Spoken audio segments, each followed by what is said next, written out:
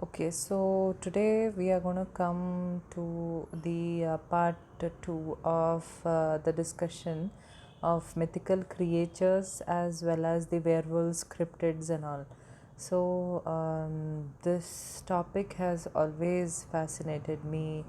I'll tell you how I started to actually get interest in that. I started late on YouTube and I was just browsing contents like this, and I was like, true stories on this, true stories on that. So I love actually driveway during the middle of the night, driving on the highway at the middle of the night. So I don't know, as a child I have always felt that urge towards the strange things, towards the most mysterious things in my life. So, as a child, also, like I used to go in my school. I had studied in Saudi, so Saudi, basically it is a desert. So my school, after the compound of the school was barely like completely desert. So after the lunch break, I just instead of going back to my class, I just walked and climbed the compound and jumped down. I don't know how I could even jump down and just walk into the desert. And then later, my teacher saw me in the window. Then she made the staff to go run and fetch me back. So that is what how I was in childhood. So these mysterious things, these unknown things, uh, unsolved things has always caught my attention. So that is how I was browsing on YouTube for the true stories and highway stories. So I came across a channel. I will not reveal the name, but I did come across a channel. His voice is so soothing, and he uploads videos on true stories, allegedly true stories. So that is when it started, from the highway true stories, highway stories, trucker driver stories, and in the night ones, like, yeah, trucker driver stories and all that. So that slowly went to, what do you say, the stories on cryptids and mythical creatures. So then that is when I did come across the mythical creatures, which is werewolves and all that. So that is how I came across the thing. So first, I was really awestruck. It was there's something new that you learn, and you know that's so dangerous, and it freaks you out. So it was really difficult for me to believe initially about all those things. But it really fascinated me, and I went on hearing stories on that, try to browse the things, and there are a lot of people and a lot of things on the internet really proved to be, what you say, allegedly true stories on these mythical creatures and the werewolves and all that. So for me it came like a boom. So okay, the camera is crooked, I guess. Once again, yeah, I fixed my camera. So that is how I came to know about this werewolves and all that. So it's really, I had not, I frankly, for me, I didn't even have an idea about whether these creatures did exist at all. I used to watch, like, as a child, the mythical creatures and all that, but frankly, I had never believed something like, they do exist. But actually, after seeing all these things, I did believe that there is something which is beyond our knowledge, that is beyond human imagination, that these creatures can exist. So, that is also a God's creation, and we need to respect their space, and we need to respect the fact that they are existed for a reason. And the best thing is to do is to not go into their territory, and respect the space and everything. So that's how I came to know about them, and basically, I kept on browsing, I kept on hearing the stories. It really caught my attention. I used to enjoy midnight driveway stories and the highway stories and the woods, the forests. Oh my god, I used to enjoy. I just keep on hearing to his podcasts, to his videos, and even I have requested myself, made a request to do this video and that video. So these stories are really good. As I discussed like last time, the signs that the people come to know that there is something sinister going on around them. Yeah, I would say that it is actually important to know the signs because see, if a person who doesn't know that a mythical creature exists and he's doing or she's doing something in the forest, um, camping or doing their job in the middle of the night, if they're not aware of these creatures, even these creatures come with signs. So if the signs are also there and they're not able to recognize them, then they're definitely putting their life into danger. It is like it is best to know something rather than ignore it and just deprive the truth. So that is not the way. So these are the kind of signs. As I discussed previous video, the first sign is that the surroundings go mute and your surroundings go still. Okay, and the third one is that you get a very dreadful feeling, kind of. Okay, and the fourth thing is that you can feel that something is telling you that you're not supposed to be there at that right moment, and that and it is like you can feel some eyes prying on you at the back of your neck. So that is the fourth sign. So these, look out for these signs, so which will really help you to save yourself or anyone else with you when you're in that particular situation. So it's just better to run and not look back, and not feel scared for sure. I think you need to have that Superman power to run away from creatures while they're trying to attack you. But trying, what is wrong in trying? You don't know, your luck may.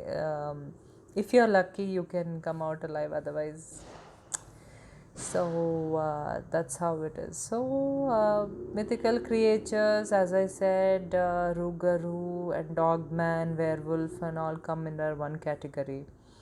Wendigos and Cryptids and all that. I don't know it. I have not gone deep into that. So this is my basic knowledge. I have come across one more story, like a guy who was driving in the middle of the road, in the middle of the night, sorry, on the highway.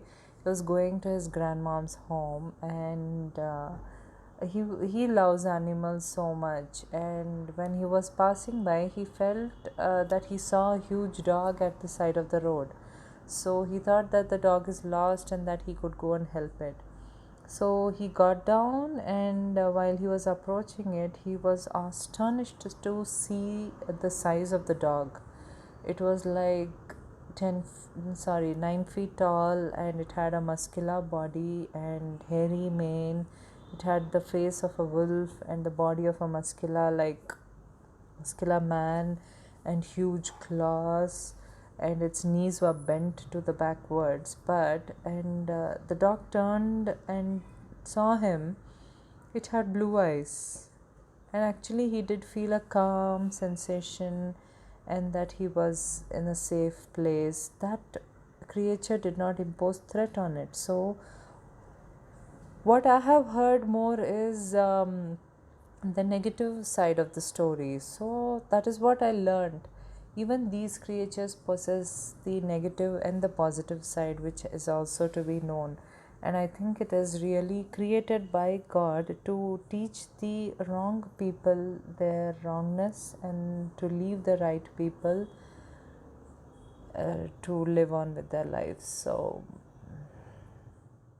what also I have learned from them. And yeah, I will continue the story. And the same person, when he was going to his grandma's home about a week later, he doesn't stop the car, but he sees the same muscular creature at the edge of the road, and immediately he feels a negative sensation. So that is really astonishing, because uh, seeing the creature for the first time, he did feel positivity, and later, um, the second time when he saw the creature, it imposed a kind of negativity in him. So that is really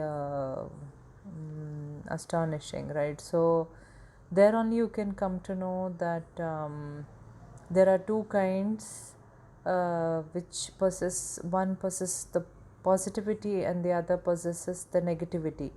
So that is what we can see there also. And yes, so okay, so this was the thing. And also about the Wendigos, what I my first, actually the first creature that I came to know was a Wendigo, and later on it went to all the other creatures, including werewolves, Rougarou, Dogman, and all those things. So about the Wendigo, what I would say is the futuristic structure of the Wendigo. It has the, I guess, the skull of a deer, and a skinny body with the gray skin and thin, and I don't know where I'm in the night and I'm describing the Wendigo. I don't think it is the right time, but this is how it is. Somewhere I have heard that they are creatures. Somewhere I have heard that it is a spirit in a body, physical body. So I'm not sure what to believe on that.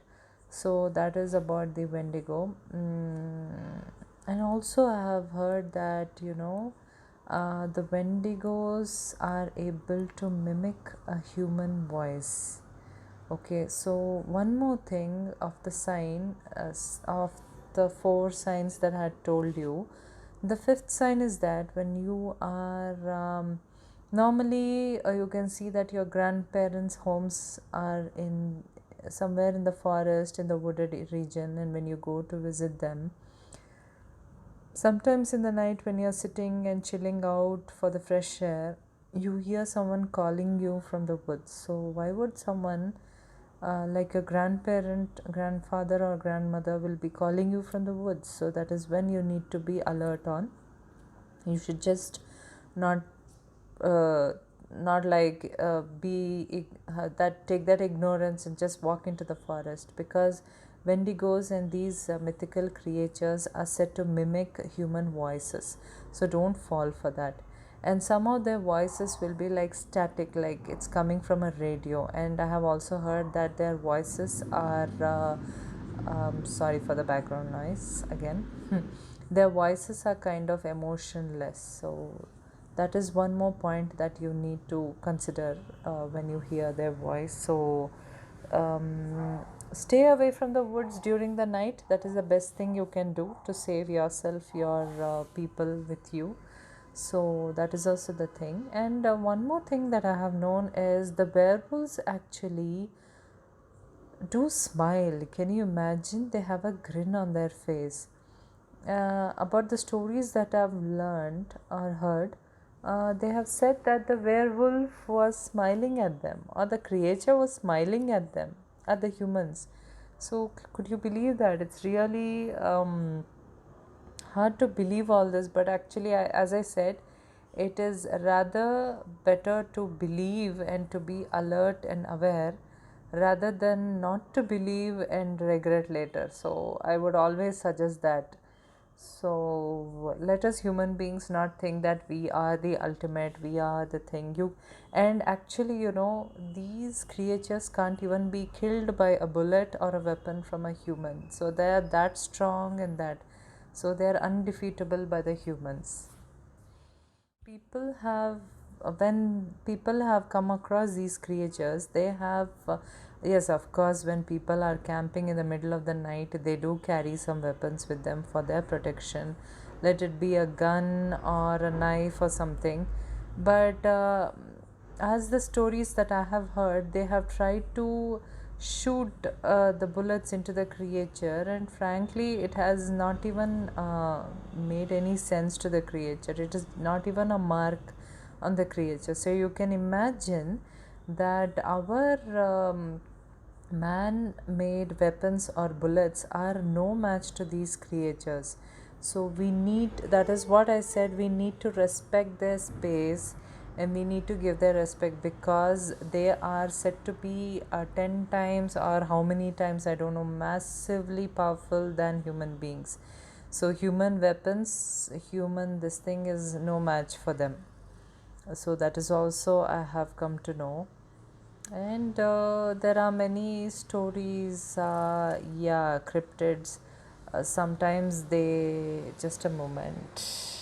Yeah, cryptids, I don't know the meaning of the cryptids, I am yet to know. But sometimes they say that initially, when you sight a werewolf, it will be on its four legs. But later, when it stands on its two hind legs as a human being, then you can know the massiveness of that creature, the powerfulness of the creature. That's really so beautiful, you know. Werewolves and all those things have really fascinated me. So, yeah. Yes, and also there are something called shapeshifters. So, I'm not sure if you have come to know that. So, there was one story that I heard that yes, so an uncle came to visit his sister's kids and stay over the night with them, over the weekend, I guess. Yeah. So what he says is that first, the night where he stayed, the first night, he felt that his sister was calling him. So he was really astonished that why would my sister be calling me at the middle of the night. So he got up to see, and there was no one. So he brushed it off, thinking that it's his imagination. And the second night, he got up to go to the bathroom, and then he sees his sister walking into the kitchen having a sip of water. And actually, when her back was towards him, so he was not able to see the face.